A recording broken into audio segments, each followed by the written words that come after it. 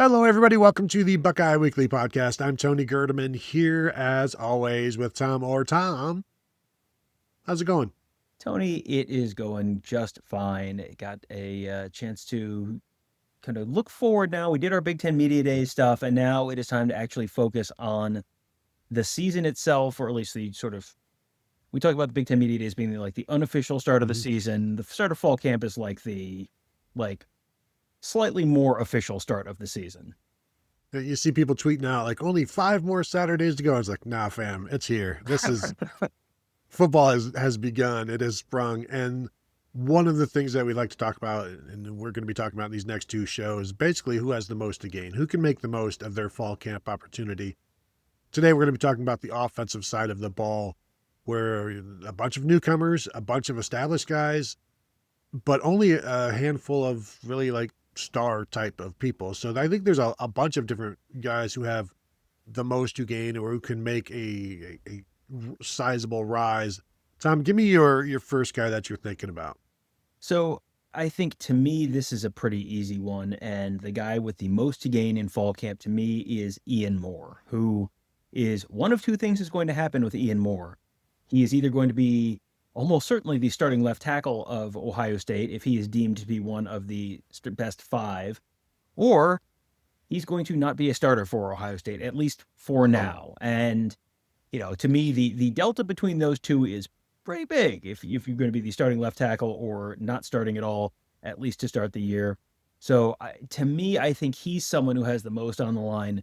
I think there is probably a guy who is, in the conversation for right guard who might also be in this conversation. We'll see if you choose to take him next or if I get to talk offensive line again. Well, no, it's interesting. You say most on the line, and I was thinking about this, and I think you could say Ian Moore has the most to lose in terms of that starting position where most view it like, yeah, that makes the most sense, and he's going to be the left tackle. But if he doesn't win that, nobody's talking about him as the right guard, really. Mm-hmm. And who they are talking about as the right guard is possibly Josh Padilla, who nobody is really talking about as being a starter. So to me, yeah, you could talk about him having the most to gain this fall camp, because what does he lose if he doesn't win a job? But he's still just your backup center, your backup guard, maybe the sixth guy on the line or the seventh guy on the line, which he already is. So really, he's kind of got nothing to lose and only things to gain, and that's a sizable gain to go from reserve offensive lineman to now your starting right guard.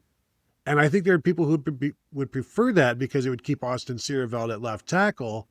And when I say people, I'm not talking about coaches. They want the best five. I'm just saying people like us on the outside in terms of just having watched football for a long time. Do you really want to move your left tackle, your good established left tackle, inside for somebody who is not established and maybe an upgrade, or at the very least the same? Like Ian Moore, do you like, while we all expect him to be left tackle, like what is an acceptable performance from him this year? Slightly worse than Austin Siereveld? Yeah, that's a good question. And that's not how the decision is going to get made. The decision is going to get made Austin Siereveld at left tackle plus Josh Padilla at right guard. And, could it be Gabe Van Sickle? Sure, it could be. We're just kind of going based off of where things seem like they're trending heading into fall camp. But, is it going to be Austin Siereveld at left tackle and Josh Padilla at right guard, or is it going to be Ian Moore at left tackle and Austin Siereveld at right guard? Which of those two combinations is better? And that's a lot of moving parts where it's not just one guy head to head versus another. There's also how well does Austin Siereveld translate into the guard position? My sense is that he should move in there and be very, very effective there, but that's another piece of this conversation. So yeah, I know that we have been talking about it all year as probably Ian Moore is more likely to be the guy who ends up in that starting lineup. But we haven't seen Josh Padilla. Josh Padilla was banged up so much last fall. He missed the spring.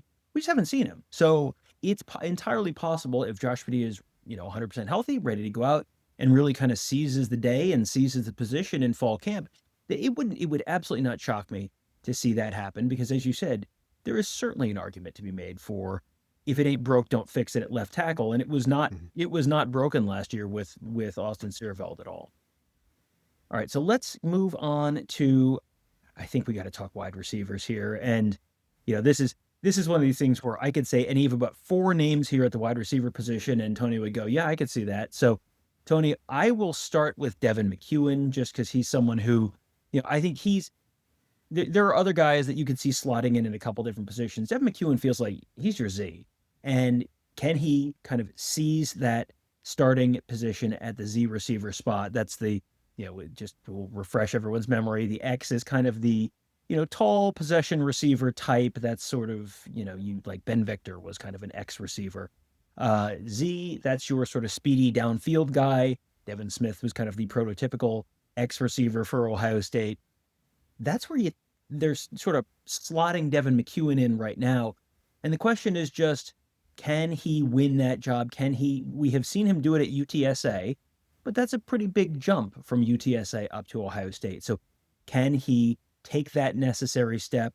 The passing game this spring was a little wonky, and that's kind of true every spring. It's rare that you have a passing game in the spring that everyone kind of goes, wow, 2 thumbs up. I loved it. It was better than cats. That doesn't happen in the spring, but can it happen in the fall? Because it needs to start happening for someone in the fall. And I think Devin McCuin is right at the top of my list of people that you need it to start happening for him. Yeah. And if you can have it happen for a veteran who has been in ranked opponent games, like he's been in big games and has produced in other games, not really produced so much against the big time opponents because he's playing for Texas San Antonio, and it's a lot easier for the Texas or the Texas A&Ms that he's playing against to locate him and hold him back. If he can establish himself, like if he erases the doubt, then that would be huge. And I think there is doubt right now. So yeah, there is a lot to gain for him. And personally, professionally, there's a lot to gain for Devin McCuin, who still has another year of eligibility if he wanted to come back as well. So even if he did what he did like a couple years ago, where it's like 42 receptions, I think Ohio State would take 42 receptions right now. Mm-hmm. But is it for 440 yards like it was at UTSA, or is it for 600, which Ohio State would much rather have from their Z receivers? So I think you're right. There's a lot for him to gain here. Somebody has to, as you said, somebody has to step up at receiver. And, does it have to be somebody who emerges as the starter, or can it just be like 3 guys emerge 50% more than they were? Like, is it that sort of thing?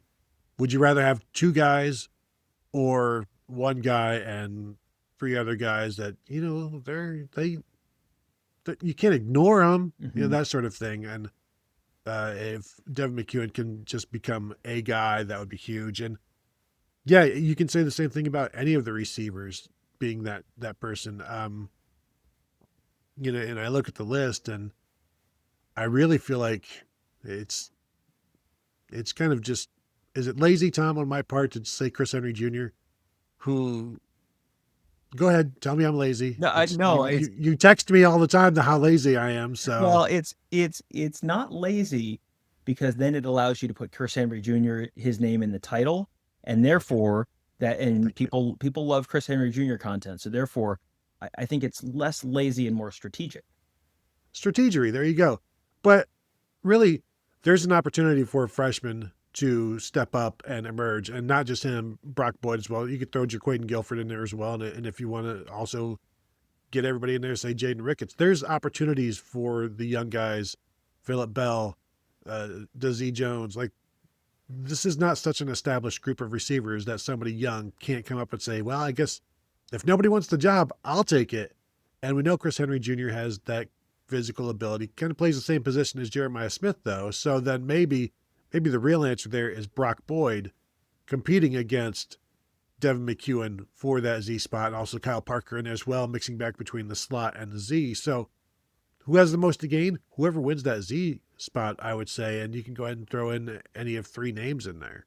Yeah, I think you could throw, we haven't said Brandon Inniss' name on this show. Yep. Boy, Brandon Inniss has a lot to gain if he can really show that he can take that next step after a solid season last year, but a season that even he talked about wasn't good enough. So can he take that next step? But yeah, you want to talk about Kyle Parker? Absolutely. He's someone who played for Cortez Hankton at LSU last year. Cortez Hankton is a big Kyle Parker fan. That's why you bring him with you.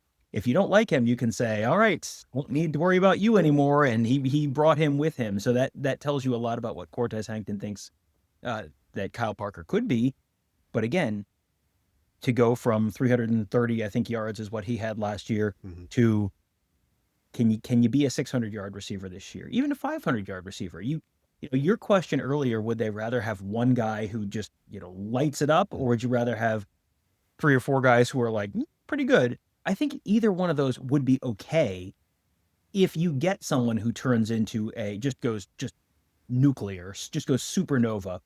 Yeah, that you would prefer that. And if that's, Chris Henry Jr. or Brock Boyd or whoever, I mean, Kyle Parker, Brandon Inniss, whoever it is, I think they would take that with a smile on their face. But I think more likely is if you can just get 3 or 4 guys who just are better than last year. You get 3 or 4 guys who are 500, 600, 700-yard receivers, and you have Jeremiah Smith on the other side of the field. That's enough to kind of keep you, to get you where you need to be. Yeah. My next one, let's see. I had a lot of wide receivers listed here.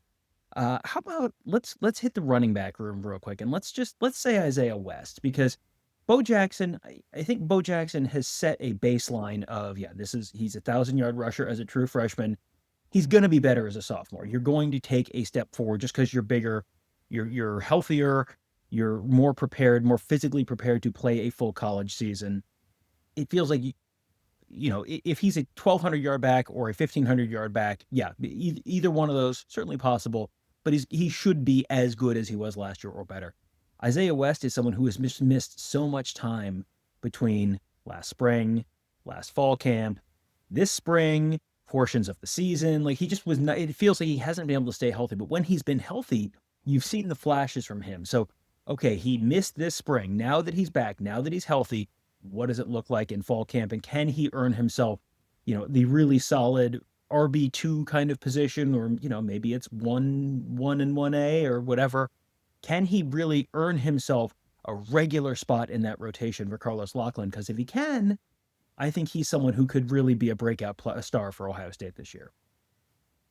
I would agree with that. And I think there are other names in that running back room as well. And I'll mention Legend Bay, just so if I want to put him in the title, I can as well. But the name that I'm really thinking about is, in terms of most to gain, Turbo Rogers. Kind of like the Josh Padilla, where everybody just understands, like, right now, probably not a starter, probably won't play in most games unless there's, in terms of offense, unless there's a blowout or an injury or something like that. There's a long way to go to get Turbo Rogers on the field, but he has dealt with injuries. He's got some of the same skill set as Legend Bay. And so when everybody talks about Legend Bay this, Legend Bay that, you've got another guy who is the second fastest running back on the team, in Turbo Rogers, who had some moments in fall camp last year that were very good because he just gets lost. The defensive line loses him, basically, and then he just pops out and then he squirts out and he's gone.